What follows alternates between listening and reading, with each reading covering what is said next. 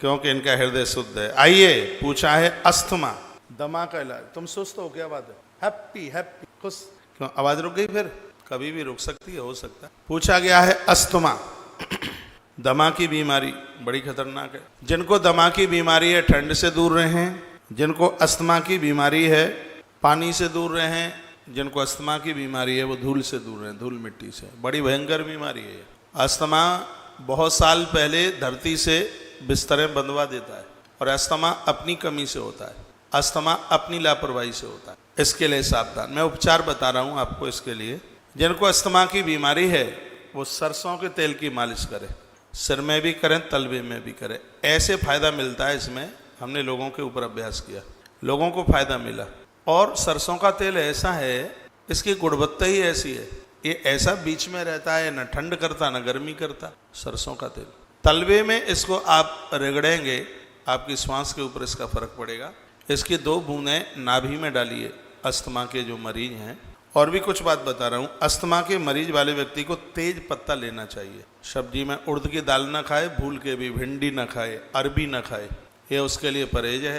तेज पत्ता जरूर ले। तेज पत्ता गर्म पानी करे, उसमें तेज पत्ता डाले, काढ़ा जैसा बना करके पिए, इतना फायदा मिलेगा जबरदस्त। और भी सुन लीजिए, और किसी को अस्थमा दमा है तो ये दवाई बड़ी अद्भुत है। तेज पत्ता इसमें बहुत लाभदायक है। तुलसी के पत्ते भी अस्थमा में बहुत ज़्यादा लाभदायक है। ये तो मैं वैसे भी बोलता रहता हूँ कि 5-7 तुलसी के पत्ते रोज गटकी है। थायराइड में, अस्थमा में ये बहुत ज़्यादा लाभदायक है तुलसी के पत्ते। आप सब वैष्णव हैं, घर में तुलसी लगाओ ना, प्रसाद रूप में तोड़ो, भगवान को चढ़ाओ, प्रसाद में ले लो। अस्थमा का मरीज नया चावल नहीं, 3 साल पुराना चावल ले सकता है। 3 साल पुराना चावल, जौ की रोटी। अस्थमा के मरीज को जौ की रोटी बहुत, उसके लिए गुड़ गिराइए। हम लोग लहसुन प्याज के विरोधी हैं। यदि किसी को अस्थमा है, कुछ दिन के लिए वो आरोग्यता के हिसाब से प्याज प्रयोग में ले। लाल प्याज आती है, बिल्कुल सफ़ेद ना लाए, लाल लाए मंडी से। इसको सुन लें, समझ लें इसको बनाने की विधि। आप परम वैष्णव हैं, रामकृष्ण के भक्त हैं, हम लोग भी हैं। हमने जीवन में कभी लहसुन प्याज खाया नहीं और ज़रूरत भी नहीं पड़ेगी। हाँ, यदि आप अस्थमा के मरीज हैं, यदि आपको कोई दिक्कत परेशानी है तो दवाई के तौर पर आप प्याज जरूर लीजिए। उसको लेना कैसे है वो समझ लें। लाल प्याज 200 ग्राम, लिख लो लिख लो। एक पीली खांड आती है, रख दिया, उसमें बूरा डालिए, डाल दिया, उसको थोड़ा चलाइए। ऐसे उस पर क्या बोलेंगे, हमारे यहाँ उसको बिलैया बोलते हैं, जिसके ऊपर उसको छीला जाता है बिल्कुल, या चाकू से बिल्कुल उसको एकदम बारीक कर ले। कर लिया, कर लिया, बारीक कर लिया बिल्कुल। तो जो आपने जो खांड या बूरा जो डाला है कढ़ाई में, इसको उसमें डाल दीजिए। डाल दिया।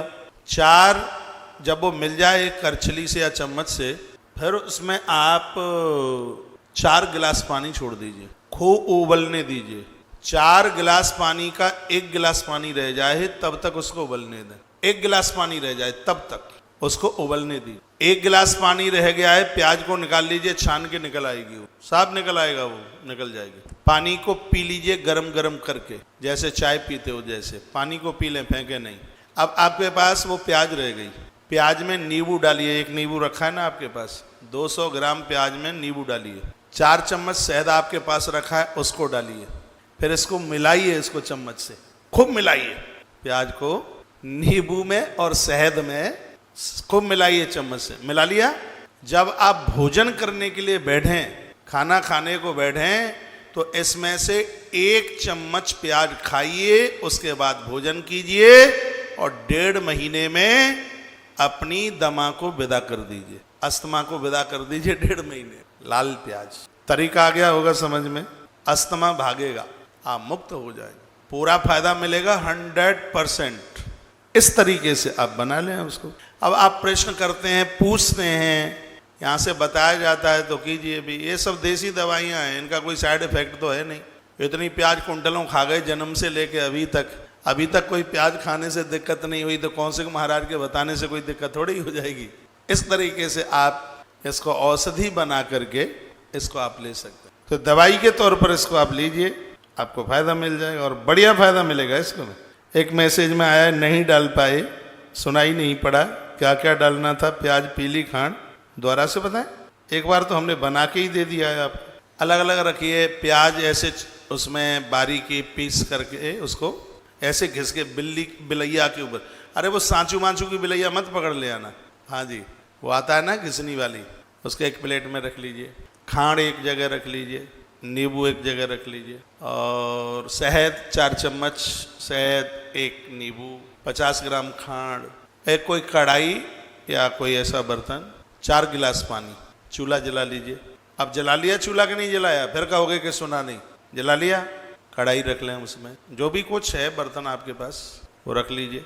जब उसमें कोई पानी की बूंद ना दिखे, जब गर्म हो जाए तो उसमें 50 ग्राम बूरा डाल दीजिए। उसको जो आपने जो प्याज घिसी है उसको डाल दीजिए। फिर उसको चलाइए, यूं ऐसे चलाओ, चलाते रहो उसको, चलाओ। अच्छा, जब वो उसमें मिल जाए तो 4 गिलास जो पानी है वो उसमें पलट दीजिए, डाल दीजिए, उबलने दीजिए उसको। थोड़ा आंच आग हल्की करें। 4 गिलास पानी का 1 गिलास पानी रह जाए तो उसको उतार लीजिए, छान लीजिए। गरम गरम चाय की तरह पानी पी लीजिए। प्याज रह गई आपके पास, उसमें 1 नींबू है वो उसको निचोड़ लीजिए। 4 चम्मच आपके पास शहद है वो भी उसमें डाल लीजिए। फिर उसको चम्मच से मिलाइए।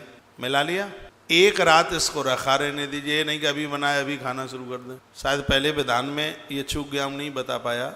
1 रात इसको बना करके इसको रखा रहने दीजिए। कम से कम 1 रात इतना तो होना चाहिए। दूसरे या तीसरे दिन से भोजन करने के लिए जब आप बैठें उसमें से 1 चम्मच खा लें। उसके बाद चपाती दाल जो भी आप खाते पीते हैं, उड़द की दाल मत खाइएगा।